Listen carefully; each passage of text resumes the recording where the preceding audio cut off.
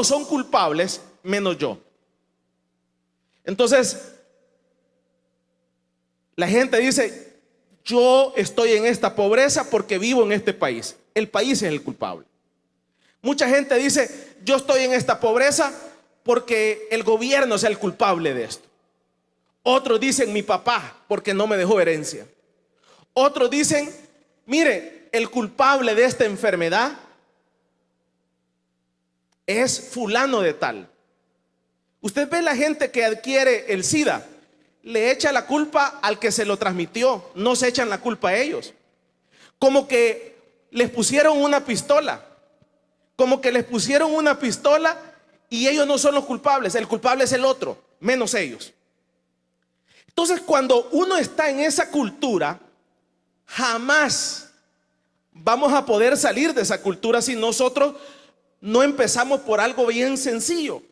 Y lo sencillo que tenemos que iniciar es aceptando nuestros errores, aceptando nuestras culpas, aceptando nuestras faltas. Entonces, el primer principio que nosotros debemos de aplicar a nuestra vida, el primer principio que nosotros tenemos que aplicarnos a nuestra vida es no estarle echando la culpa a nadie más que a nosotros mismos. Entonces, cuando uno empieza a aplicar este principio, ¿cuál principio? El de no andarle echando la culpa a nadie de nuestros fracasos, de nuestros golpes, a nadie más que a nosotros mismos.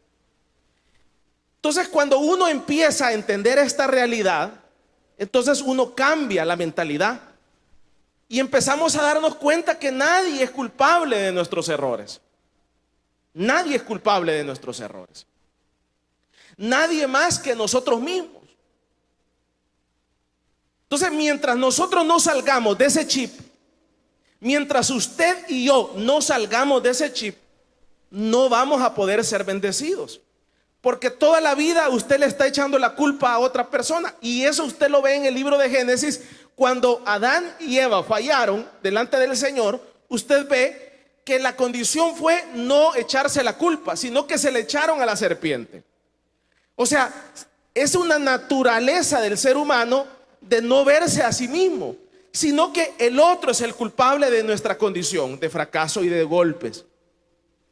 Ahora, uno tiene que tener... Ahora, ¿por qué razón se genera esto en nuestra mente? ¿Por qué razón se genera esto en nuestra cultura? Y las razones por las cuales nosotros tendemos a echarle la culpa al marido, a echarle la culpa al gobierno, a echarle la culpa al país, a echarle la culpa a otro, menos a nosotros mismos, porque vivimos en una cultura latinoamericana en algunos países, porque en algunos países no son así como nosotros. No voy a pensar que todo el mundo es así. Por ejemplo, los japoneses no son así. Y por eso es que los japoneses se suicidan mucho. Porque el japonés, cuando comete un error, no le echa la culpa al gobierno, sino que agarra una pistola y se mata a él mismo. Entonces, cuando quiebra, se mata. No le anda echando la culpa al otro que lo estafó. Hay países como, por ejemplo, Francia, hablando de Europa, en donde los franceses son tan disciplinados y tan ordenados y tan apegados al orden y tan apegados a la limpieza, que para ellos no existe, para que usted tenga una idea, no existe el desorden. O sea, ellos no toleran que una persona se equivoque, para que usted tenga una idea. Entonces, lo que le quiero decir que en nuestras culturas se ha creado esta idea, y viene de la idea de que el que acepta sus errores es débil. Entonces, como el que acepta sus errores y el que dice sus errores y el que manifiesta sus errores es débil, entonces todo el mundo, todos los que vivimos acá en estos países, en donde cuando uno dice me he equivocado, entonces cuando uno manifiesta el error, cuando uno manifiesta la falta, entonces es considerado un débil. Cuando le dicen a usted, mire, usted se divorció, sí, yo me divorcié, sí, pero yo no soy el culpable es él. Entonces, por eso nos tiramos la culpa, porque no podemos aceptar la culpa nosotros.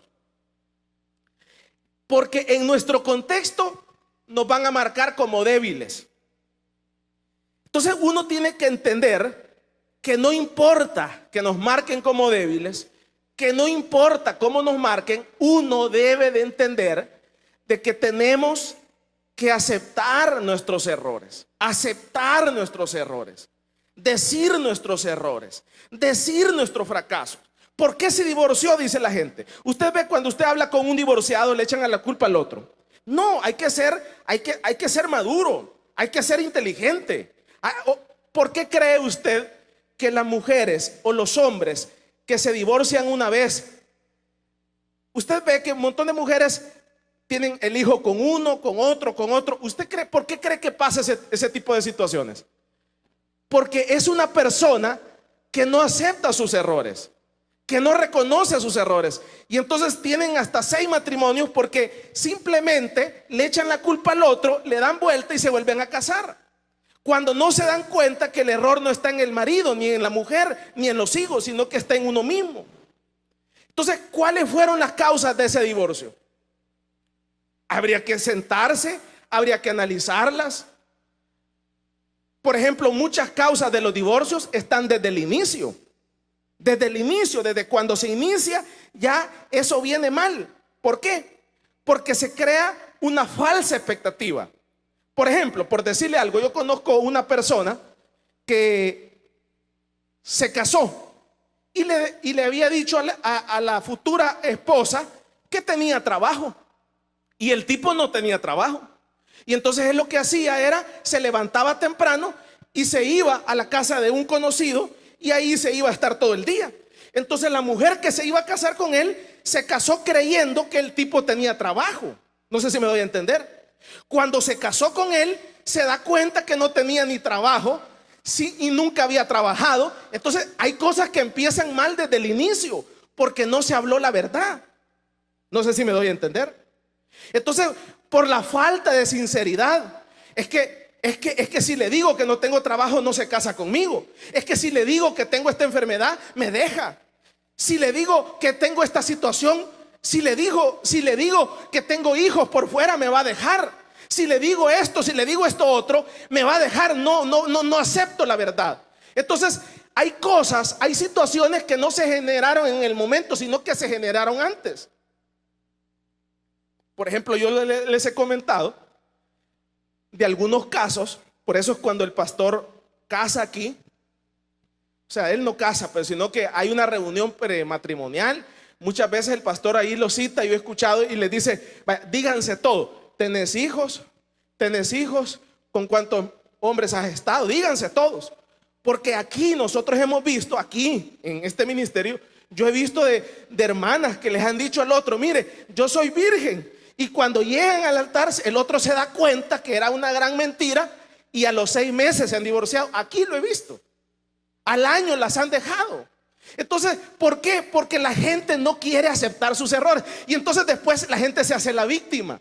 La gente dice: no, él me dejó, ella me dejó. No, es que hay cosas que se iniciaron mal desde el principio, porque hay una cultura de no aceptar los errores. Mire, yo no tengo trabajo, mire, yo soy un mantenido, mire, yo tengo 2 hijos regados, tengo 3 hijos regados, mire, tengo este problema, tengo esta enfermedad. ¿Me acepta? ¿Sí o no? Usted decida.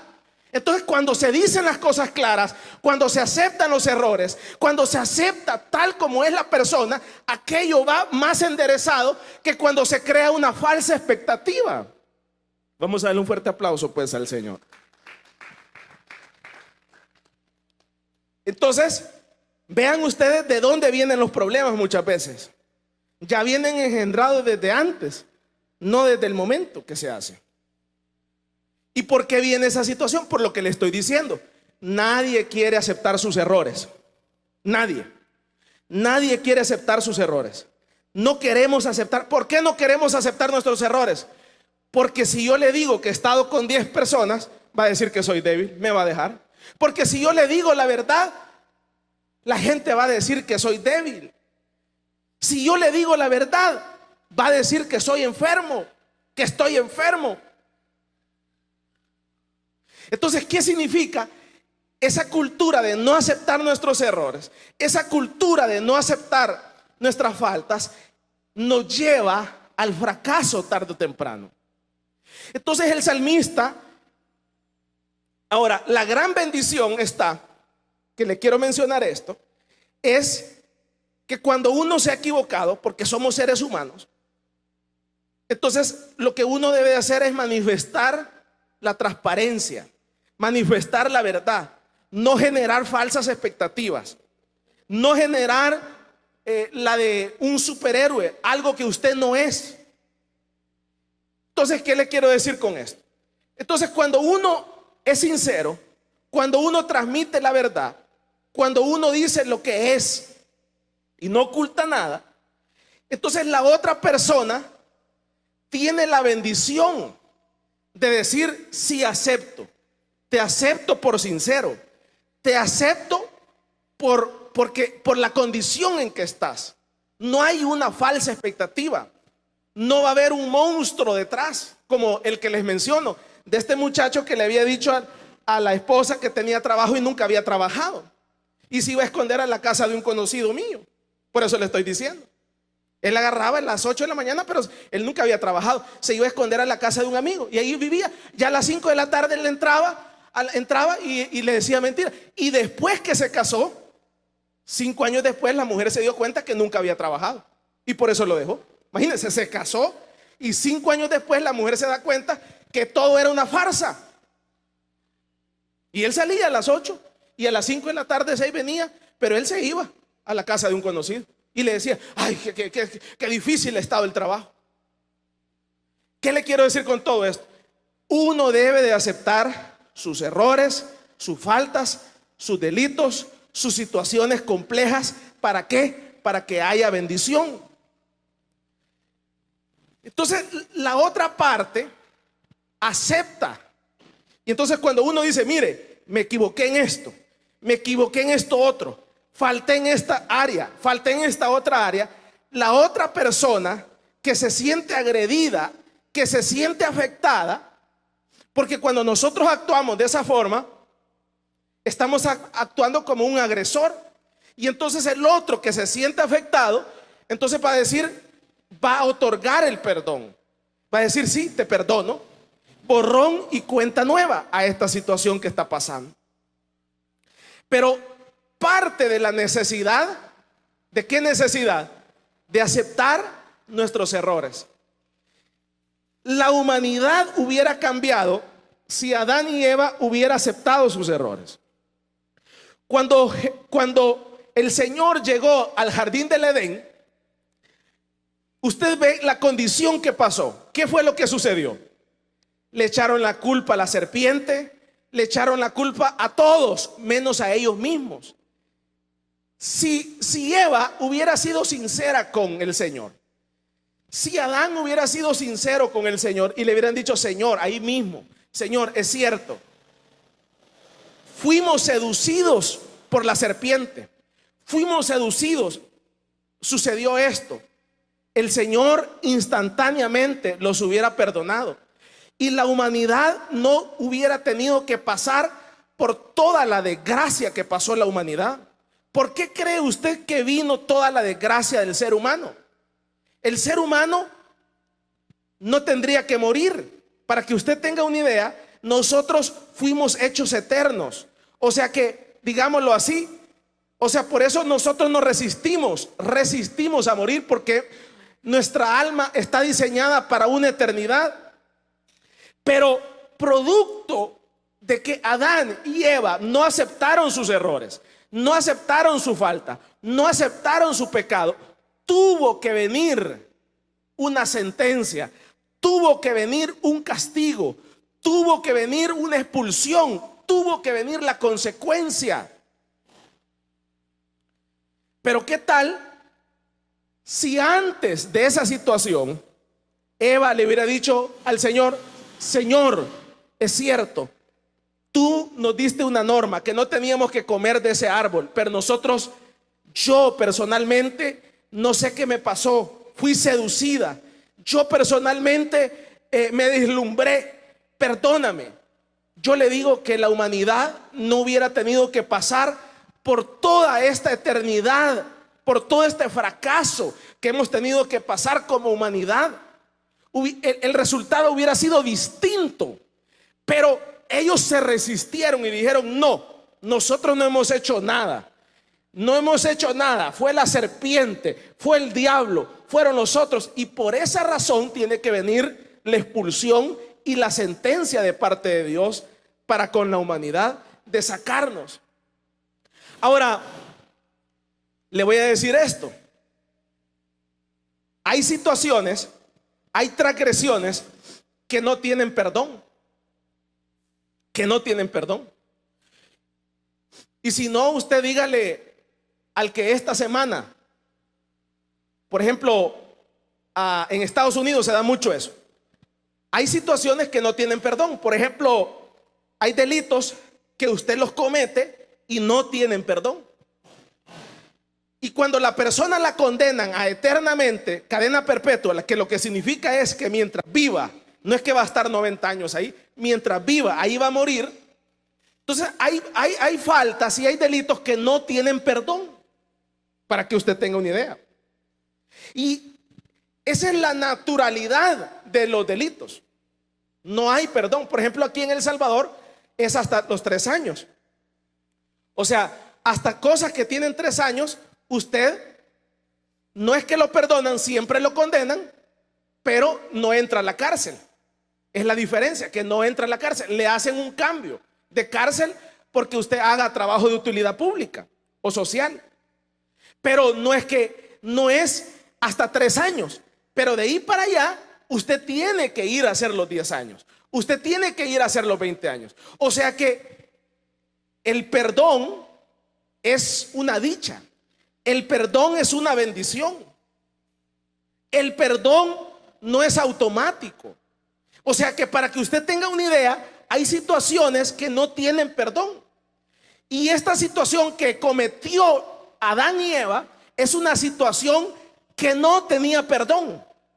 Era una situación eterna. Era una condena eterna. Era algo que no tenía perdón, para que usted lo entienda. La condena que le pusieron a Adán y Eva era eterna. Pero en su infinita misericordia, el Señor nos ha otorgado a la humanidad el perdón de nuestras faltas, de nuestras transgresiones, de nuestros pecados. Y dice la gente: ¿por qué yo me voy a ir a la condenación eterna? Dice la gente: si yo nunca he matado a nadie, si yo nunca he hecho nada, si yo de mi trabajo a la casa, si yo nunca he cometido algún pecado, dice alguien, probablemente sea cierto o probablemente no sea cierto, pero pecamos con los oídos, pecamos con los ojos, pero digamos lo que fuera cierto. Pero es que el problema es que el ser humano, la humanidad, está condenada perpetuamente, eternamente. ¿Por qué? Sencillamente por el hecho de nacer, sencillamente por el hecho de ser humano, porque hubo una condena en ese jardín del Edén y esa condena fue eterna. Ahora, la única forma para poder salirse, para poder ser perdonados, es reconocer. Por eso le estoy insistiendo en esto. Es reconocer. ¿Y qué voy a reconocer? De que yo soy un pecador. Reconocer de que yo le fallé al Señor. Pero dice alguien: pero es que yo no estuve ahí. ¿Cómo voy a reconocer algo que yo no estuve? Dice la gente. Pero es ahí en donde uno tiene que reconocer que soy un pecador. Solo con el hecho de haber nacido acá en la tierra, ya soy un pecador. Ya traigo el pecado. Ya no se diga que lo practique. Ya no se diga que haga pecado, sino que solo con el hecho de ser humano, ya soy un ser pecador. Entonces dice la Biblia que para poder salir de la condenación es necesario reconocer mi pecado, reconocer mi condición. Y usted ve qué tan difícil es eso. La gente no queremos aceptar nuestra condición. ¿Por qué? Porque yo no estuve en el jardín del Edén, porque yo voy de mi trabajo a mi casa, porque yo nunca he matado a nadie, porque yo nunca he hecho nada malo, porque yo nunca he hecho esto. Yo más bien leo la Biblia, pero no es eso, sino es reconocer que nosotros somos pecadores, pero pecadores arrepentidos con la sangre preciosa del Cordero. Denle un fuerte aplauso pues al Señor.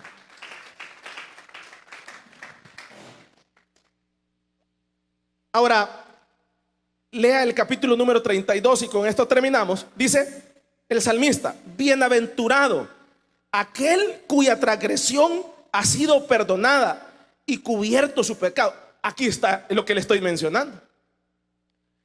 Entonces el salmista dice: qué bendición es el poder ser perdonado. Qué bendición es el poder ser perdonado. Para que usted tenga una idea, ¿usted cree que esa gente que está en la cárcel a una condena de 50 años no sintieran una bendición que de la noche a la mañana viniera una ley que los perdone? Por ejemplo, aquí en El Salvador, en la década de los 90, si no estoy mal, para poder hacer la transición de la paz a la guerra, de la guerra a la paz, para que usted tenga una idea, por ejemplo, hubo un partido político que mataron gente, mataban la gente. Pero el matar la gente, sea quien sea, es un homicidio, lógico. Entonces, pero todo ese grupo de personas que mataban y hicieron atrocidades tenían un problema. Y el problema, incluso hubo uno de ellos que hizo un libro. En donde él había dado la orden para que mataran a 2.500 personas. Dice él en su mismo libro, para que usted tenga una idea. Entonces, esta persona tenía 2.500 asesinatos cometidos. Él mismo lo dice en su libro. No lo digo yo, lo dice él mismo en su libro. Entonces, ¿qué le quiero decir con eso? Entonces, imagínense cuánta condena tendría que tener. Miles de años. Entonces, aquí en El Salvador, para poder solucionar ese problema de todo ese grupo de personas que estaban al margen de la ley, porque un homicidio es homicidio aquí y en cualquier parte. No porque vamos a luchar contra fulano de tal, no es homicidio. Homicidio es aquí y en cualquier parte. Entonces aquí en El Salvador hicieron una ley. Se llamaba la ley, ¿cómo se llamaba esa ley? De amnistía. Una ley de amnistía. Entonces lo que significaba era que todas esas personas que de tal tiempo a tal tiempo habían matado, no importa que hubieran matado 3.000 personas, no importa que hubieran matado 5.000 personas, esas personas no entraban a la cárcel. Y eso estuvo vigente hasta hace 3 años. No sé si se dieron cuenta, hace 4 años. Entonces por eso es que ellos andaban tranquilos aquí como que nada pasaba. Ahora que ya la quitaron, tienen que correr, porque ahora sí los buscan. No sé si me voy a entender. Entonces así pasa con el ser humano. Entonces vaya, póngase a pensar. El ser humano estaba condenado eternamente, pero ha habido una amnistía, para que usted entienda, que es a través de Cristo.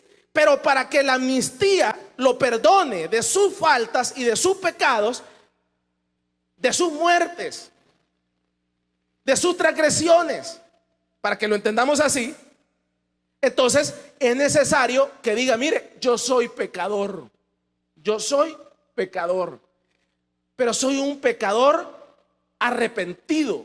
Peco con los ojos, con los oídos, con mi boca, pero cuando peco le pido perdón al Señor, que me lave, que me limpie y que me vuelva a perdonar. Entonces, esos que reconocen que somos ustedes, nosotros los que estamos en una iglesia, se supone que los que estamos en una iglesia somos seres humanos que hemos reconocido nuestra condición de pecador y somos pecadores arrepentidos. Entonces le decimos al Señor: Señor, perdónanos por nuestras faltas, por nuestros pecados, por nuestras transgresiones. Gracias, Señor. Gracias porque nos has perdonado. ¿Cómo cree usted que se sintieron esta gente que tenían esos grandes clavos? Por ejemplo, este que le estoy mencionando, que había matado a 2.500 personas. ¿Cómo cree usted que se sintió en ese momento? cuando dieron esa ley que ya podía andar como que nada había pasado. Se sintió feliz. Entonces el ser humano debe de sentirse contento, feliz, porque no todos tienen la dicha del perdón. Dice aquí el salmista, bienaventurado, dice, feliz aquel cuya transgresión ha sido perdonada y cubierto su pecado. Le voy a decir esto, por ejemplo, de Cristo para atrás era otra forma. O sea, nosotros tenemos la gran bendición de que nuestra transgresión y nuestro pecado ha sido perdonado y ha sido cubierto. Y dice, bienaventurado el hombre a quien Jehová no culpa de iniquidad y en cuyo espíritu no hay engaño. O sea, uno debe de sentirse feliz, dichoso, contento de que nuestra felicidad, por ejemplo, nuestra felicidad no está en la riqueza. Nuestra felicidad no está en el exterior. Nuestra felicidad, la felicidad del creyente de la iglesia, está en que nosotros hemos sido perdonados de todos nuestros pecados. Vamos a darle un fuerte aplauso pues al Señor.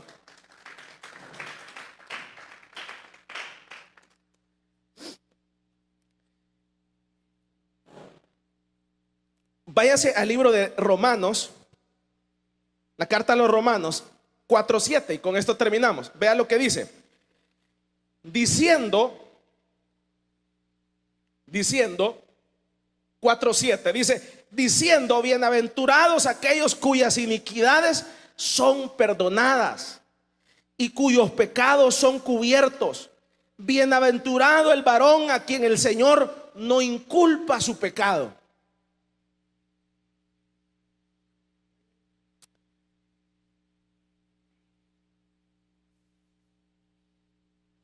Bienaventurados aquellos cuyas iniquidades son perdonadas y cuyos pecados son cubiertos.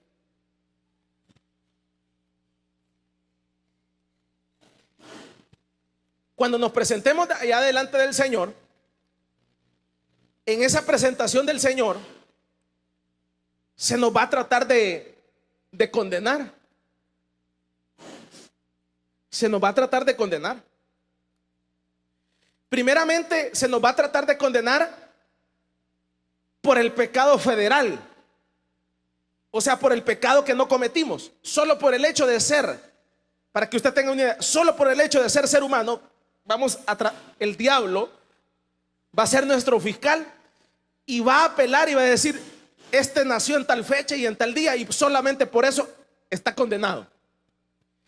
Y además a esa condena él va a venir y nos va a sacar todos los trapos al sol. Todos los trapos al sol. Y va a sacar la palabra de Dios, y va a sacar la ley, y va a sacar toda la ley de Dios. Usted ha leído los 10 mandamientos. ¿Qué dice ahí? Dice, no tendrás dioses ajenos. Y allá el diablo va a llegar y nos va a poner un video. Nos va a poner un video. Hay un hermano que se murió. Un hermano que se murió y dice que cuando uno se muere, le pasan un video desde que uno nace, toda la vida de uno, ¿verdad? Como una película, dice. Él, no me consta, sino que es lo que menciona él. Él se salió del cuerpo y dice que le pasan como un videíto uno. Entonces el diablo va a llegar allá y nos van a pasar ese video. Y en ese video, ahí va a salir cuando todas nuestras transgresiones, todas. Ahí va a salir aquellos que hicieron esto, aquellos que hicieron esto otro, pecado por pecado, palabra por palabra. Ahí va a salir pecadote por pecadote, pecadito chiquito. Pero lo que hará la diferencia en ese tribunal, lo que hará la diferencia va a ser que nosotros reconocimos nuestra condición, que nosotros nos lavamos con la sangre de Cristo. Y entonces ahí va a salir que en ese momento que pecamos, en ese momento que transgredimos, en ese momento que cometimos la falta, no nos quedamos echándole la culpa a la mujer, No nos quedamos echándole la culpa al otro. No nos quedamos echándole la culpa. Por ejemplo, el que robó, por decirle algo. Digámoslo así, el que se metió a un banco y robó una cantidad de dinero, allá le va a salir ese problema. Así como el que gavetea. Y entonces le va a salir el problema, mira, los ladrones no heredarán el reino de los cielos. Y ahí va a salir la gaveteada, y ahí va a salir el asalto. Pero también va a salir que cuando ese ladrón, ex ladrón, después de cometer aquella situación, le dijo: Señor, porque ahí van a haber dos tipos de gente. Va a decir: Señor, si yo era pobre allá en la tierra, y como era pobre, por eso era asaltante, Señor. Allá hay un montón de gente que no entiende esta verdad y va a decir: Señor, si yo allá como era pobre, por eso era asaltante, Señor, echándole la culpa al otro. Pero también van a llegar otros grandes asaltantes, ex grandes asaltantes, y le van a decir: Señor, es cierto, yo robé en ese banco, yo robé en esa empresa, yo robé aquí, yo robé aquí, hice esto, hice esta fornicación, hice este adulterio, hice esta otra transgresión a tu ley. Pero Señor, que saquen que saquen el video, que saquen ahí el video cuando yo me arrepentí y te pedí perdón y ya no lo volví a hacer, porque yo soy un pecador arrepentido, Señor. Yo sé que transgredí la ley, que pequé, pero no me quedé con los brazos cruzados echándole la culpa al otro, sino que yo acepté mi culpa y pedí, imploré tu perdón, y tú me lo otorgaste en esa oración, y tú me lo otorgaste en ese momento, porque yo lo sentí, que me perdonaste y me sanaste. Y eso hará la diferencia para que no nos condenen en esa eternidad. Vamos a darle un fuerte aplauso pues al Señor.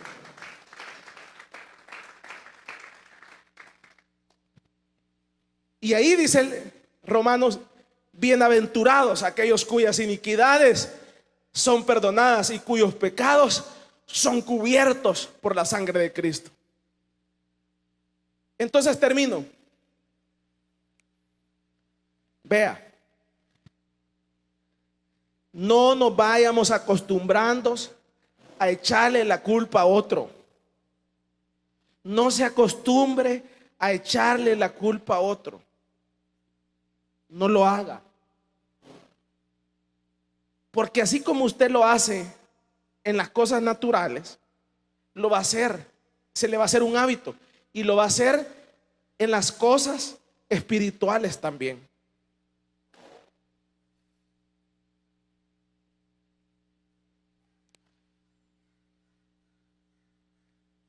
El diablo siempre va a tratar de hacernos sentir débiles cuando nosotros aceptamos nuestros errores.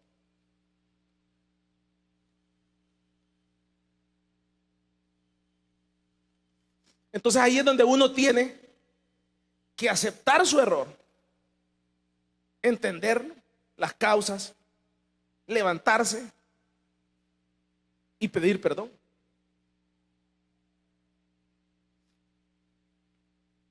Analice usted cuál es la rebeldía de muchos hijos en la casa de sus padres. ¿Cuál es la rebeldía de muchos hijos en la casa de muchos padres? No quieren aceptar su error. ¿Y cuál es lo que no quieren aceptar? Que están equivocados, que estamos equivocados. Y entonces, como no se quiere aceptar esa condición, entonces muchas veces hay que irse a dar unos grandes tortazos, como decimos en buen salvadoreño, afuera, para entender de que el otro tenía la razón, para entender de que uno tiene que aceptar los errores. Tiene que aceptar. Yo les he comentado que, por ejemplo, las causas por las cuales yo me maté, digo yo a sí mismo, porque yo, con la condición en que yo llegué, yo me maté. Me maté con la comida y morí literalmente. Yo andaba manejando en el carro, me dormía y varias veces estuve a punto de matarme con un poste porque me dormía manejando, para que usted tenga una idea. Y yo les he comentado de la condición triste y grave en la que yo estaba. Y les he contado a algunos hermanos y les he dicho que como mi panza llegaba hasta por aquí, imagínense, sí, por acá. Entonces, toda esta parte de aquí estaba enllagada. Y yo, para poderme ver, tenía que usar un espejo. Yo tenía años de no poderme ver mi cuerpo. Con un espejo lo podía hacer. En un baño yo no cabía. O sea, yo me maté, literalmente. Entonces yo no puedo ser tan cobarde. Y yo no puedo ser tan cobarde de echarle la culpa. ¿A quién le voy a echar la culpa, pues? ¿A las gaseosas? No. ¿A quién le voy a echar la culpa? ¿A la comida? No. Si nadie me puso una pistola para que me la comiera. El único culpable era yo mismo. Uno mismo se mata. Entonces, ¿qué sucede? Entonces, si usted no entiende su condición, usted mismo es el culpable de su propia pobreza. ¿Por qué no sale del mismo hoyo? Porque usted sencillamente no acepta sus errores. Está echándole la culpa al gobierno, al país, que usted es pobre porque vive en El Salvador. Es que usted tiene que aceptar sus errores, entender sus causas.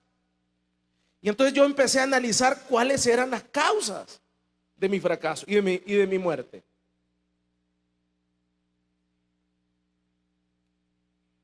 Entonces yo les he comentado que una de las causas era que yo creía que ciertas cosas eran comida, como comer afuera. Entonces yo, por no cocinar, entonces yo decía, como a uno le dicen, ve ahí, eso es comida. Entonces yo decía, eso comía. Entonces, ¿qué fue lo que hice? Entender que eso era. Pero no son ellos los culpables, soy yo mismo, pues. Es uno mismo. Es uno mismo el culpable de su condición. Entonces, ¿qué tiene que entender uno? Que usted no puede morir echándole la culpa a otro de su condición, de la cual fuere. Yo les he comentado que, por ejemplo, si usted tiene diabetes, si usted tiene hipertensión arterial, si usted tiene insuficiencia renal, no le eche la culpa al diablo, por favor. Si usted no es nadie para el diablo. O dígame cuántos estadios usted ha llenado, cuántas almas usted ha ganado mundialmente. Usted lleva 1 millón de almas. Entonces usted es un personaje tipo Job allá y fueron a pedir su cabeza para ponerle en la diabetes a usted. No se dé terapia con el dedo. Usted no es ningún Job. Usted no haga, si venimos a la brava, pues a la iglesia. El diablo está suelto, ahí anda, ni pensando en usted, él anda pensando en otra gente. ¿Quién es el culpable de eso? Eso no existía antes. Yo les he contado, mi abuelo no sabía de diabetes, toda esa gente no morían de edad. ¿Quién es el culpable de eso? Mientras usted no se dé cuenta de esta realidad, usted le va a echar, el evangélico le echa la culpa al diablo. Y el diablo, y el pobre diablo, y el pobre diablo, y el pobre diablo, y el diablo es el culpable de todas las enfermedades que yo tengo. No. El único culpable soy yo. ¿Cómo? Averígüenlo. Asuma su responsabilidad. Asúmala. Usted mismo se ha matado. Pero ya no sigue echándole la culpa al diablo. Entonces, cuando usted logra entender esta verdad, entonces usted va a decir, ay, si es cierto, no es el diablo, soy yo. Entonces, eso es lo que el diablo hace en nuestra vida, tenernos dormidos, pues, que nosotros no reaccionemos, que nosotros mismos somos el problema y no es él. Y el diablo se ríe, está bueno que me echen la culpa a mí, pero yo ando haciendo otra cosa, dice él. Somos nosotros mismos. Somos nosotros mismos. El diablo no me deja progresar, avanzar, dice alguien. Es usted mismo. Vaya, el pastor tiene una medida para todos aquellos que andan en un negocio. Si usted tiene una vaca, vaya, usted se dedica a los negocios y usted es ganadero. Y usted tiene una vaca. La vaca, ¿cuántos hijos da en el año? Da uno. ¿Ya? Da uno. Entonces el ganadero lo que hace es que tiene el hijo y va a vender el hijito de la vaca. Ahora, si usted tenía 5 vacas, entonces usted termina el año, tenía 5, usted termina con 10. ¿Verdad? No metamos a Dios ahí para que lo veamos. O sea, usted tiene 5 vacas, las 5 vacas van a nacer 5 hijos. Entonces, usted en diciembre está celebrando porque tiene 10 vacas. Sencillo. Si usted tenía 20, entonces usted en diciembre está celebrando porque va a tener 40. Ahora, si usted tiene 60 años, 50 años y está en el mismo lugar, y más bien agarrado para atrás, pregúntese qué está pasando. ¿Qué es lo que nosotros hacemos? Le echamos otra vez la culpa al diablo. El diablo es el culpable. El diablo es el culpable de la enfermedad y el diablo es el culpable de esta situación. Y él no es el culpable, somos nosotros mismos. Soy yo mismo el que tengo que hinchar el pellejo y levantarme. Démosle un fuerte aplauso pues al Señor esta tarde.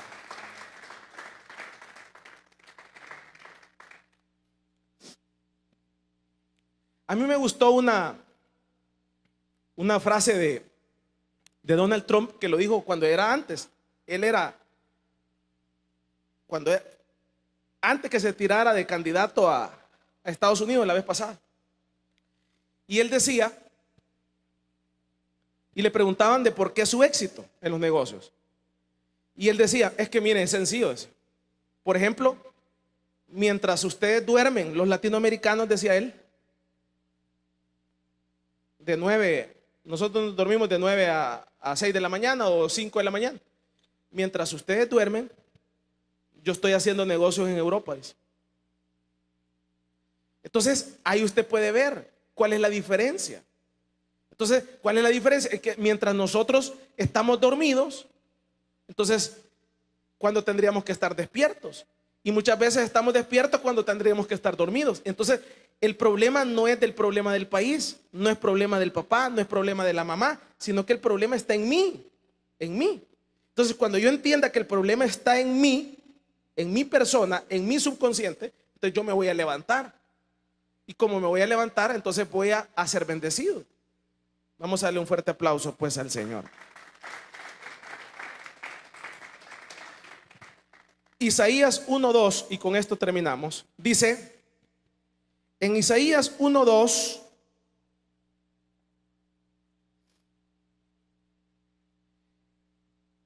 dice, oíd desde los cielos y escucha tu tierra, porque habla Jehová, crié hijos y los engrandecí, y ellos se rebelaron contra mí. Isaías 1:3.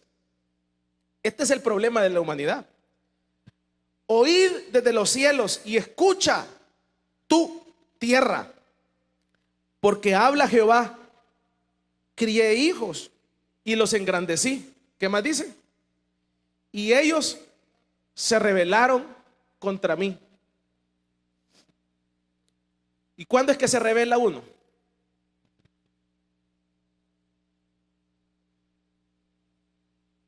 Cuando yo digo, no tengo por qué pedirle perdón a nadie. Ahí es donde uno se rebela. Escuchaba esta semana a un pastor y daba una posición bastante bonita acerca de los hijos.